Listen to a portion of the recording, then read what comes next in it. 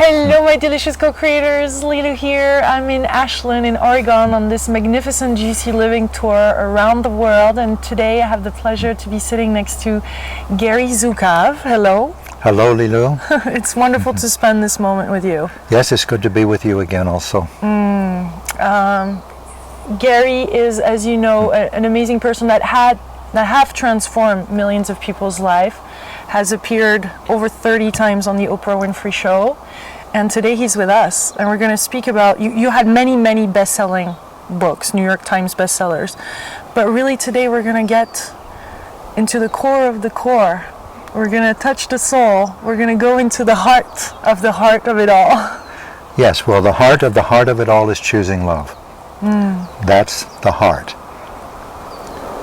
But not a sentimental love, and not a love that you get when things are going the right way, or that someone you want to be with you is with you, but love, meaning the ability to live your life with an empowered heart without attachment to the outcome. The ability to distinguish within yourself the difference between love and fear, and choose love no matter what is going on inside of you or outside of you. In other words, we're going to talk about creating authentic power. Some people might call it self-mastery, but there's different ways of interpreting that word. But authentic power means alignment of your personality with your soul, with the highest part of yourself that you can reach for. And the intentions of your soul are harmony and cooperation and sharing and reverence for life. So as you create a personality that naturally brings the intentions of the soul into the earth school, into being here where we walk and talk and live and eventually will die, you become authentically powerful. That means you become clear and forgiving and humble and loving. These are the characteristics of authentic power. So you would say that the soul is more powerful than the mind?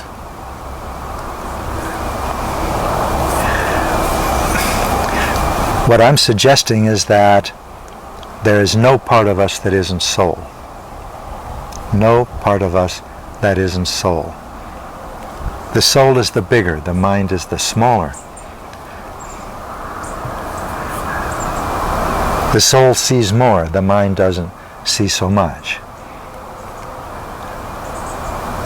The soul lives and experiences in dimensions that we as personalities don't.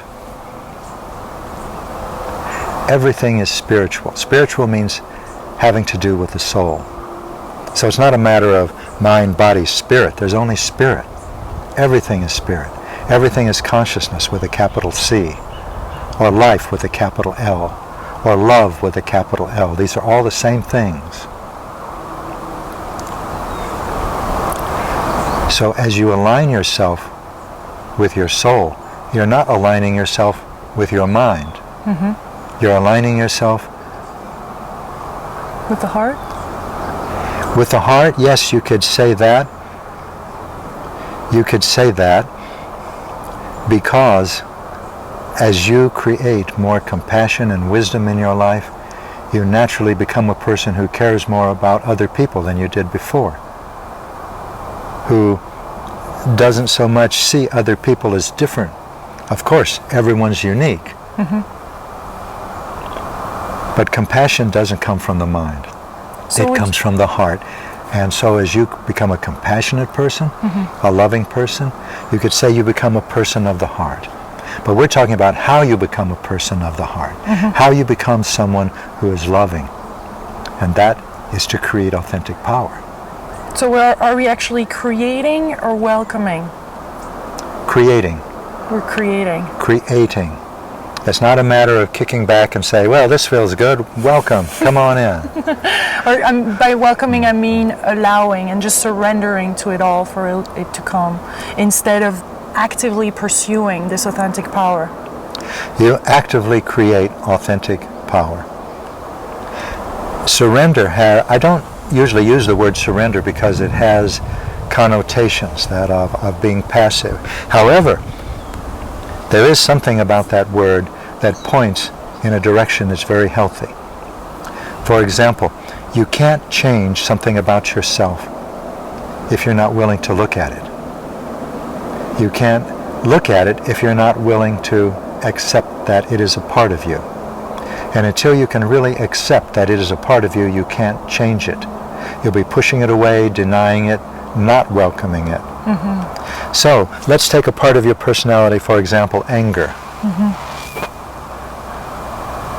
I know about this because I've had a part of my personality that's been angry, that is angry. By the way, a frightened part of your personality that's angry, for example, doesn't start to be a nice person after a while. It's always angry. Mm. The question is, are you going to act on it or not when it occurs in you? So the only way you can make a choice like that is to become so familiar with it that you recognize it at once. You recognize it in terms of physical sensations in your body, mm-hmm. what you feel like in your throat area, in your chest area, in your solar plexus area. And in this case, there'll be painful sensations there. It means recognizing it in terms of what it's thinking. Mm-hmm. It'll always be judging other people, angry. It'll be a victim, a righteous victim. And you can tell it from its intention. Its intention will be to change other people or situations so that it will feel better about itself. So this doesn't mean surrendering to my anger. It doesn't mean saying, well, I'm angry, I've always been angry. Check with my mom, she'll tell you. And that's the way I am. No. It's not that kind of surrender. It is having the courage to experience what anger or jealousy or resentment feels like in you. Mm-hmm. And recognize how big it is and how much it will take to challenge it. Because it's painful when you begin to challenge it, which means not act on it. It's very painful to challenge an addiction.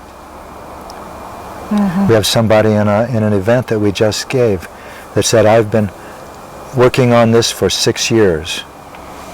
And this time I finally heard what you've been talking about. And I went into the kitchen and I said, I wonder what it would feel like not to eat that cookie. And she said the pain was horrendous. Now she knows what she needs to challenge, the scope and power and size of it. Mm-hmm. She's not surrendering to it. She has been, you might say, surrendering to it. That's why she's so overweight. It's when she doesn't surrender to it. In other words, indulge. Some people would think of surrender as indulge. Mm-hmm. Experiencing a frightened part of your personality doesn't mean indulging it. It means becoming familiar with it and then deciding that you're not going to act on it. That's creating authentic power. Mm-hmm. Tell us about the part or people that are coming that feel that they're really taking care of everybody and they're really giving out so much. And yet there is this gap. They're not really experiencing their authentic power either. And it's not much better really than being angry or having other feelings that could prevent them from really going to a new level to really explore their full potential. Tell us about that other side, because it can show up in people being inauthentic, I guess, in anger, but also in deep kindness or caring, but really not. I think I understand what you're saying. It's natural for us to care about each other. It's natural to feel warm about people and to invite them into your life. Yes. But that's not the same as needing to take care of people so that they will appreciate your taking care of them. Mm-hmm. That is a frightened part of your personality. Mm-hmm. In other words, there's strings attached. Mm-hmm. When you caretake someone, it feels to you as though you really are caring about the other person, but actually you are doing it to make yourself feel better, mm-hmm. to make yourself feel valuable and safe. And if you don't eventually get some appreciation from the person you're caretaking, you won't like it. you'll begin to feel resentful. And then after a while, you might look at all the people that you've caretaken and say, why is it that I'm always taking care of people and no one takes care of me? Because after a while, people don't want you to take care of them anymore because they sense there's something sticky.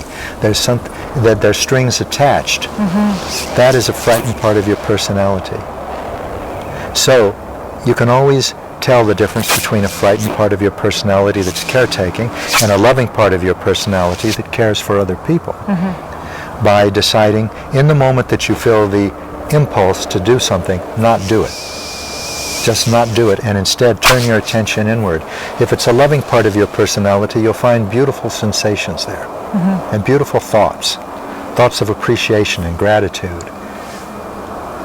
And if it's a frightened part of your personality, you'll find painful sensations and a need, a compulsion to do what you were going to do. In other words, everybody has frightened parts of their personality and everybody has loving parts. And if you're going to create authentic power, you need to be able to distinguish between the two and challenge the frightened parts by not acting on them when they become active. Which means when you get angry, when you get jealous, when you feel you need to eat, or you need to shop, or you need to drink, and recognizing and cultivating the loving parts, the parts that are patient and grateful and appreciative. It's really as simple as that.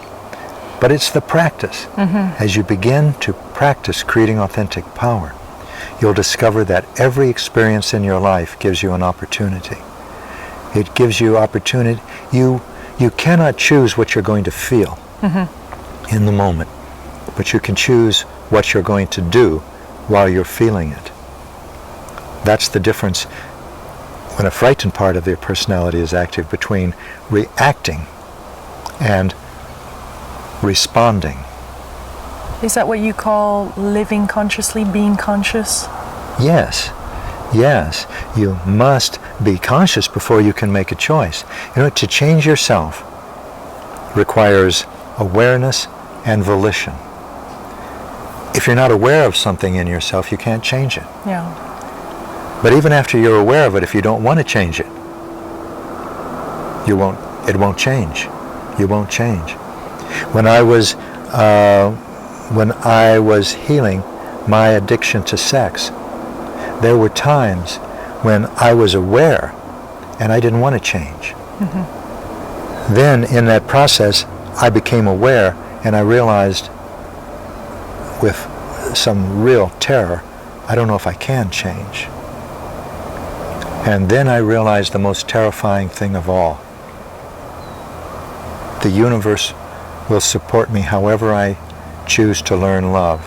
I can continue on this destructive path of exploitation and emptiness, and the universe will support me. It's my choice. Or I can decide that I'm not going to be controlled by this part of my personality any longer, no matter how much I feel I need to. And I won't get a gold star or promoted to the first of the class. What will happen is I will change my life, or I will not change my life. And that's how the Earth School works. The power is in your hands. If you like being angry, if you like being impatient, if you like needing to please, and you like the consequences that all of that is creating, continue to do as you are doing. But if you want to move into your full potential, if you want to gain power over the parts of your personality that now have power over you, then you must become aware of them somatically, in terms of your body, in terms of your thoughts, and especially in terms of your body. That requires courage. So now I hear you quite often say that we're becoming universal beings, or we are universal beings. And so being that, stepping in our authentic power is crucial right now.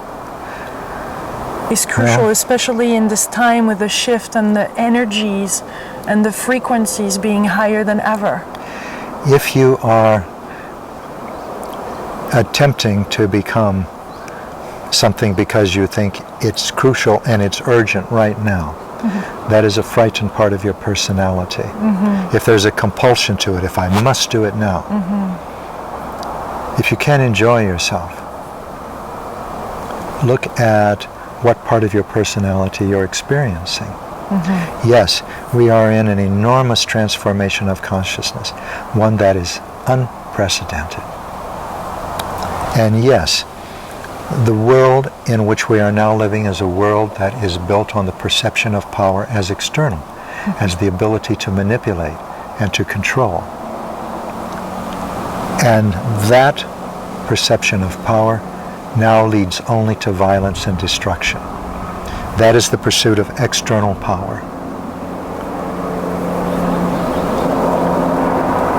Yet, if you are attempting to pursue external power yourself, are you changing? Are you contributing to a change in the world? Not greatly, no. Not at all.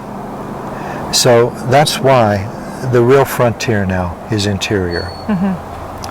This doesn't mean that I don't see that all of our social structures are dysfunctional and becoming more so, or that all of our interpersonal structures, or many of them, are dysfunctional and painful.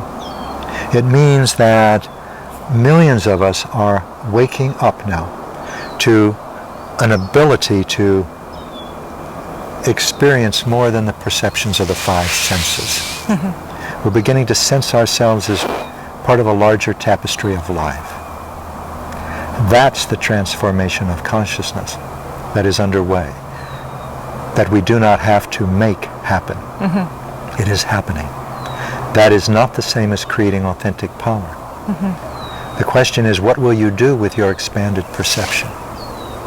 Will you continue to blame bankers for our economic difficulties, for the foreclosures that are now rampant in North America, in the United States and in Europe? Will you continue to blame doctors and hospitals and insurance companies for the fact that in the United States, at any rate, we're getting very poor medical care and paying more for it than any place in the world? We can address all of these issues at that level, the level that they're perceived by the five senses.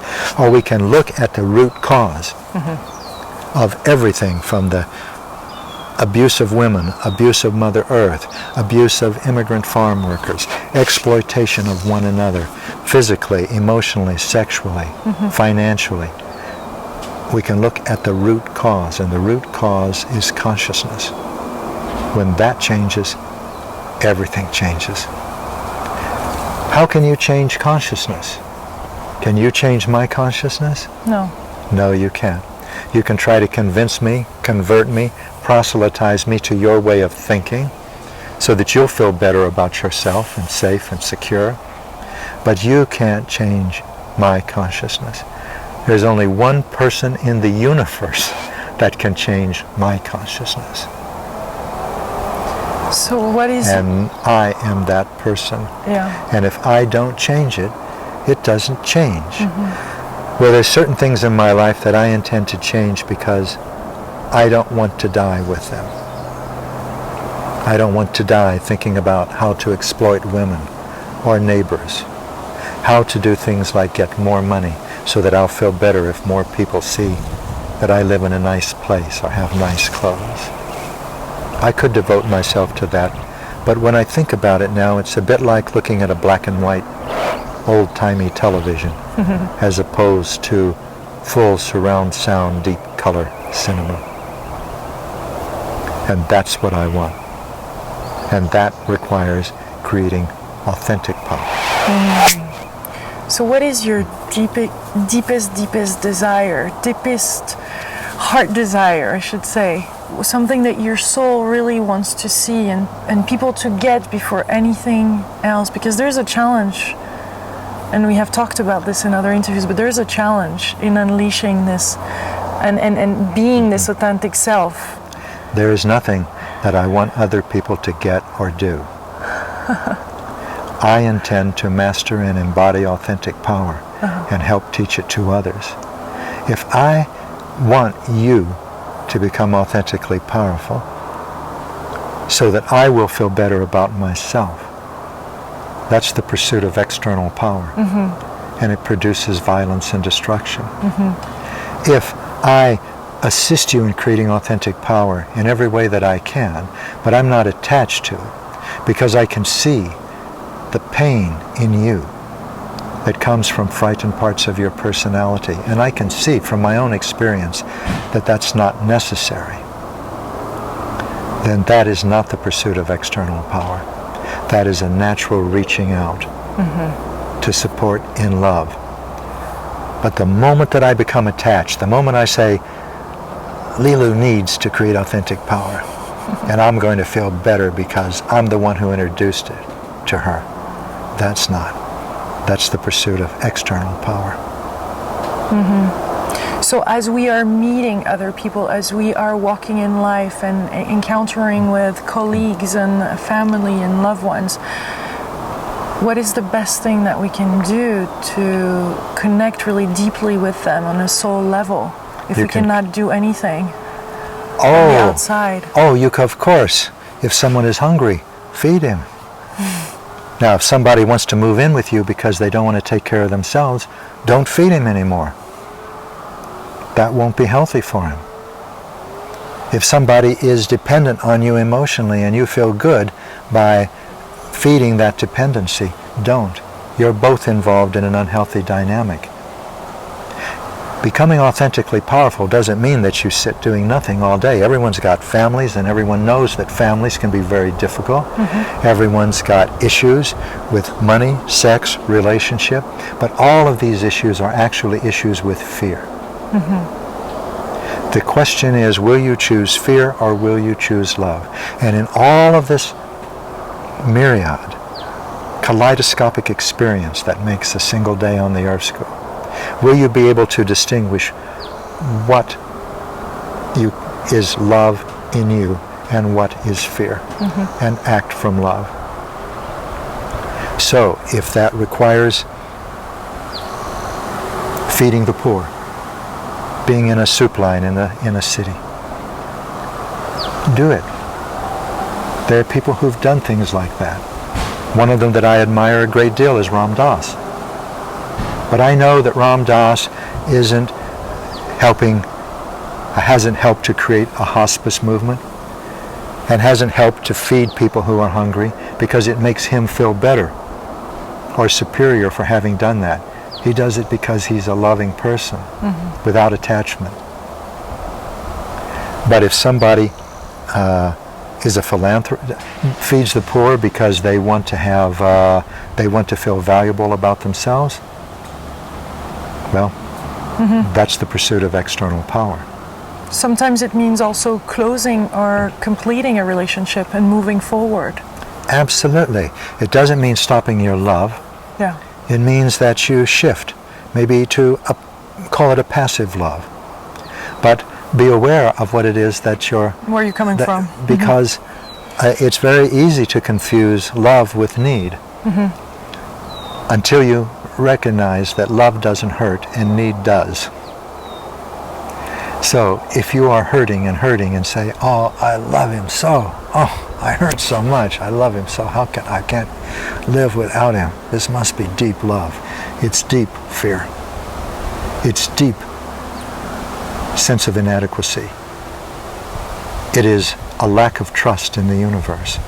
It is feeling that you must have this other person or must have this goal accomplished in order for you to feel valuable and worthy. Worthy of what? Worthy of your life. Worthy of being on the earth. What is some of the deepest fear you think are so anchored in our beingness, most of us experience, and are really, that we should really all look at? We could look at. It is the fear of not belonging. It is the fear of not being lovable. It is the fear of not being able to love. It is the fear of being inherently flawed. It's the fear of being intrinsically defective. It is the fear that it is the fear of people seeing us the way we really are, because if that happened, they wouldn't love us. They couldn't love us. And these experiences are excruciating. This is the pain of powerlessness. And everybody feels the pain of powerlessness.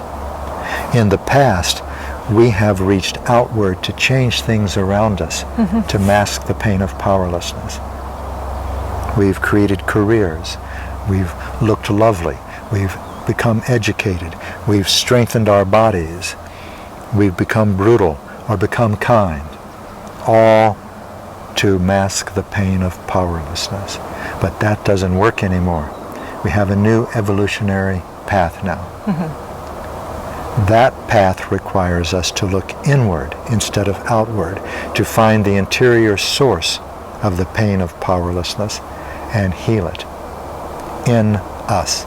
I in me and you in you. And we can assist one another. Yeah. This is spiritual partnership, a partnership between equals for the purpose of spiritual growth. But that doesn't mean that all day long I'm talking to you like I am now and teaching and explaining and explaining. You wouldn't want to be with me after 45 minutes. I'm talking to you this way now because we're having an interview. Yes. So that people that are watching us on television can gain as much as possible. Maybe there's other ways they could gain even more. But we support one another as spiritual partners by becoming healthy ourselves. In other words, the best support I can give to you in creating authentic power is to create it myself. That way, when we interact, I can hopefully detect a part of my personality that may have second agendas. For example, anything, everything has an intention. Every action, everything that you say has an intention. If my intention were to say something wise in order to impress you, so that I would be on your internet television show, well, that would be the pursuit of external power. It wouldn't help anything. It wouldn't change me. And people who listen might like the ideas because ideas themselves have power and attraction. But the energy, the intention behind it would not match the power of the idea. An intention is a consciousness that infuses an action or a talk or a word.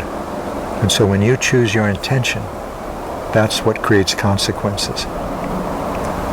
I could be abrupt and rude, but if my intention is to support, is loving, it will create loving consequences.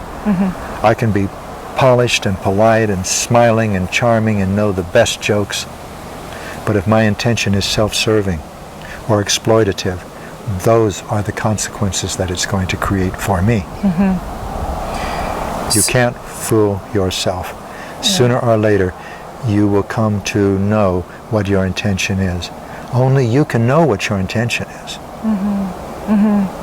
So when we are in front or with our spiritual partners, it's important to set an intention then in order to go deeper or to be authentic and have authentic communication, because a lot of people, from what you're saying and what we're noticing in life, are communicating from a fear level. So how can we really be there for another, ourselves coming from a place of authentic power? Yes, so we can be even more accurate. Instead of saying they're communicating from a fear level, we can say they are indulging or acting on a frightened part of their personality. Yes. That they can challenge by becoming emotionally aware and choosing responsibly. That means making a choice that creates consequences for which you're willing to assume responsibility. And take, for example, Linda. She's my life partner. We live together, we work together, we do everything together. She's a spiritual partner, but so are two of my granddaughters. So are many of the people in our Authentic Power program. So are many of the people that we meet around the country. That's why I love going to events. And if I am going to give the best that I can, if I'm going to be present and in the moment, if I'm going to know that what I'm saying is not mindless chatter because I'm feeling uncomfortable, or wanting to manipulate them so that I'll feel better about myself, then it requires, yes, my being aware. In other words, your life, as you create authentic power, becomes an ongoing meditation.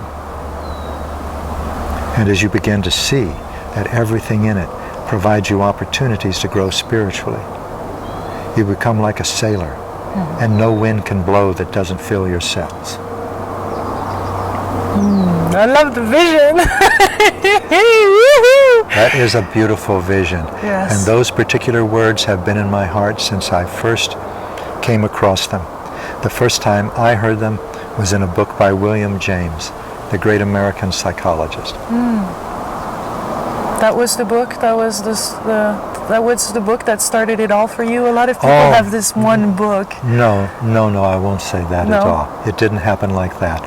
But sometimes you can read a book or hear a person's voice or be with that person, and you instantly feel a love for that person.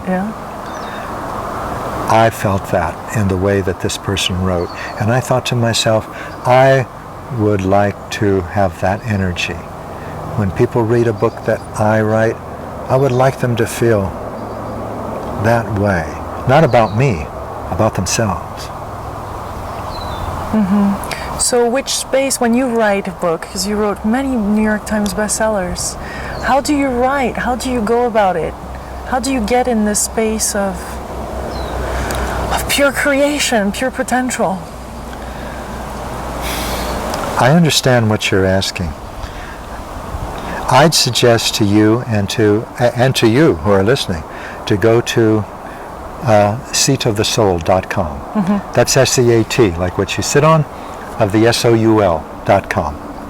And when you're there, download the Spiritual Partnership Guidelines and print them out. They're free. Almost everything on the website is free. In fact, at the moment, everything is free. So you can print out the Spiritual Partnership Guidelines. They're guidelines that will help you change yourself, not change other people. Now, I'm saying all this because the Spiritual Partnership Guidelines are guidelines in commitment and courage and compassion and conscious communication and action.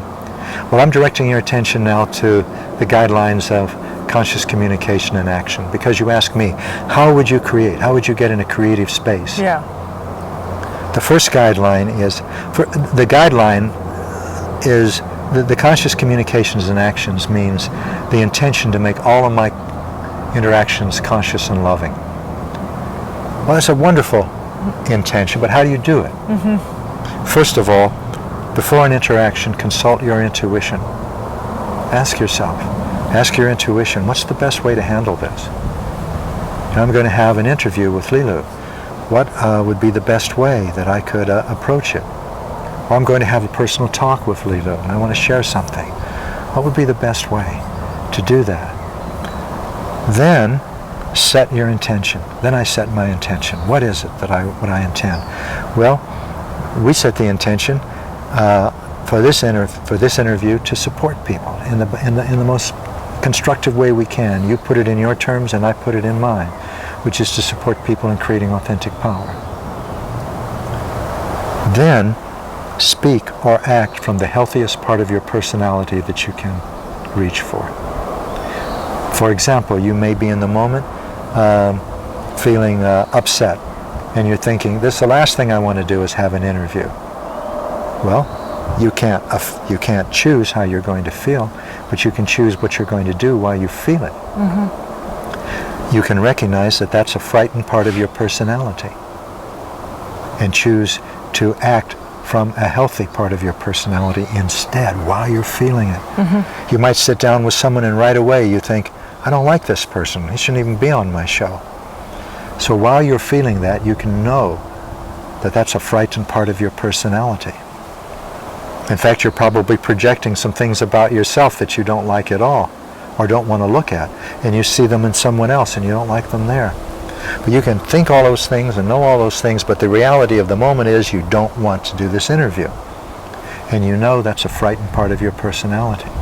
In that moment, you can choose to reach for the most healthy part of your personality that you can and act from that. So when you're writing, when you're in the creative mode and you're writing all your books, you're setting this intention and you're reaching to this deepest, most profound place, even though if maybe at that moment you don't feel like it or you don't want to. Yes, the last thing that I intend to do. There's a lot of blockages. I hear a lot of writer blockages, or people just don't want to, or sometimes we prevent all this good creative, all this juice, the most abundant, beautiful things. We push them away, and then we always find some time to do some other things. That's right, exactly. I spent 2 years once waiting for the creative energy to come back. Yeah. I thought, there's something I can do about this. Yeah. I don't have to sit here hoping that someday I'm going to feel like writing a book. Yeah. I can set the intention to share what's most important to me. I can ask my intuition, what's the best way to do this? And then I can sit down and start to do it. And if I sit there for 4 hours and nothing comes, that's what I'll do. Not avoiding it, really diving into it. Yes, if I really want to do it, then I'm not going to let a frightened part of my personality stop me. I'm not going to write from a frightened part of my personality. So you'll just sit there and face it and be with it. Yes.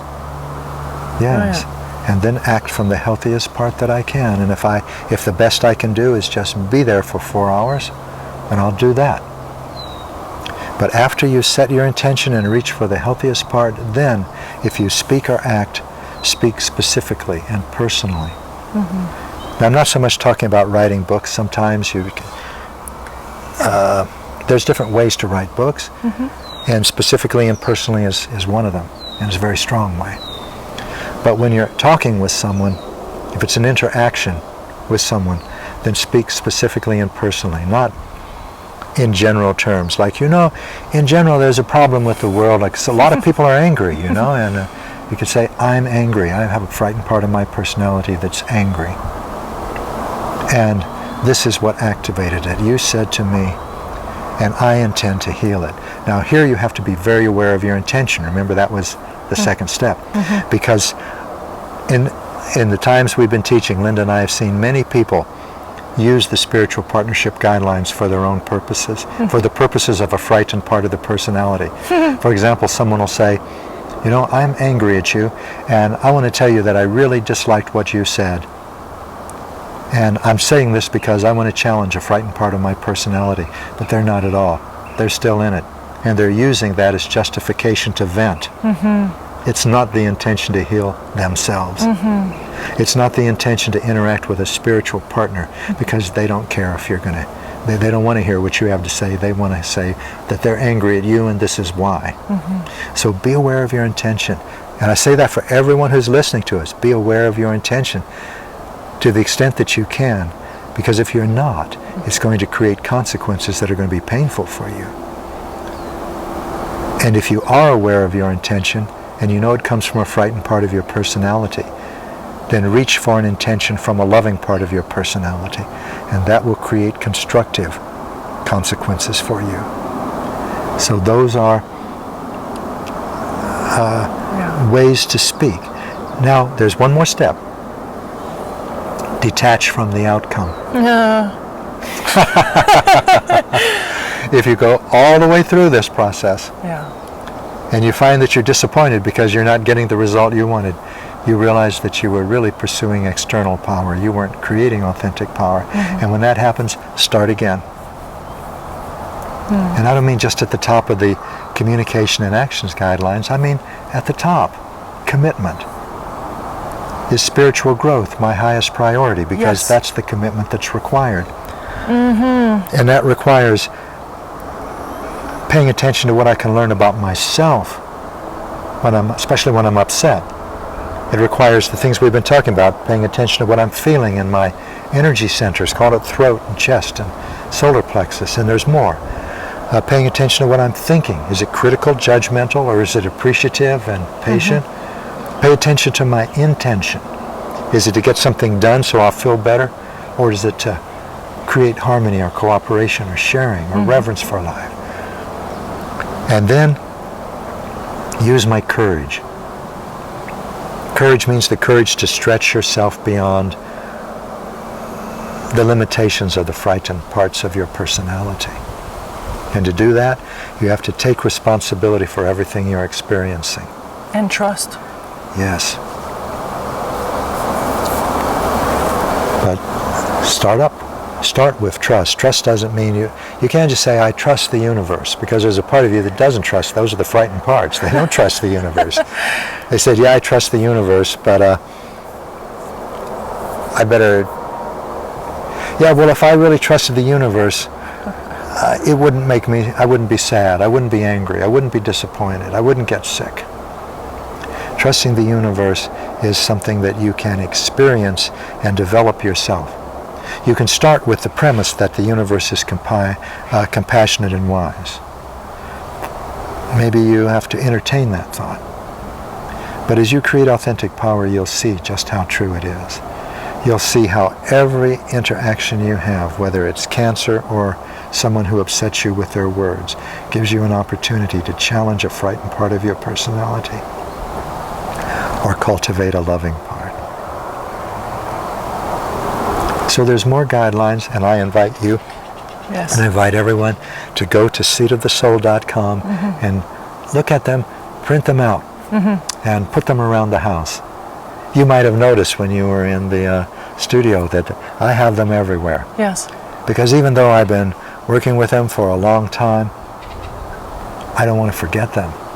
I don't want to start indulging a frightened part of my personality. Not with Linda, not with someone that I work with, not with someone that I meet in a store. But I saw commitment is all the way up there, and I'm glad you brought this up, because Commitment is at the top. Yeah. Isn't it? It is. Yeah. Because if you have one foot in, one foot out, nothing really is possible. Not the things that you want, not the possibilities that will bring you the most joy and the most fulfillment. Everything is possible. Which of those possibilities do you want to bring into being? Which possibilities do you That's want to bring into being? This is a That's great right. question. Thank you, Gary. Thank you so much for this beautiful time You're welcome, Lilou. and opening so much in our lives for us to have juicy lives. What is Yes. for you living a juicy life then? Since this is a juicy living tour. Well, we are here in this beautiful, beautiful nature-filled place. Yes. We are talking about the most substantive and nurturing things that it's possible to think of. We are very fortunate. We have food to eat and we are healthy. This is all very juicy. Yes. I have a wonderful spiritual partner, Linda Francis, and I have many more spiritual partners I love being with. And I'm discovering that I love people. This is very, very surprising to me because I didn't for a long time in my life. And that's juicy. Yeah. Beautiful. Well, my delicious co-creators, this was definitely a juicy conversation. Thank you, Gary. And thank you for taking the time in your busy schedule. I know you're flying out tomorrow. You're welcome. It's a joy. Much love, my delicious co-creators. And if you want to support the tour, remember that this is all in donation. So you're welcome to help us, support us, and continuing doing those beautiful videos around the world that are impacting your life and life of millions of people around the world. So thank you, and we send you much love. We'll see you next time. Bye.